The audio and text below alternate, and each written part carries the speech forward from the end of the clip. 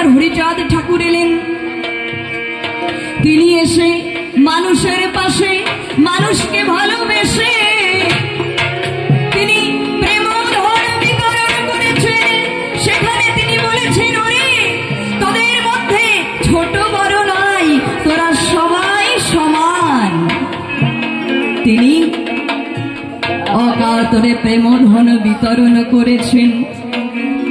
এই জন্য শুনুন বসে জ্ঞানী লোক, হরি শব্দের মুখ্য দুই অর্থ।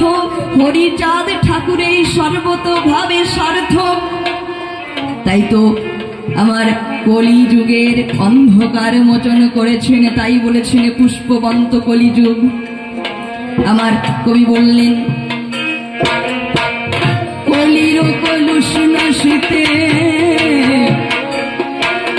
আমার হরিচাঁদ এলো, আমার গুরুচাঁদ সেই ত্রাণ কর্তা, প্রাণ সঞ্চারী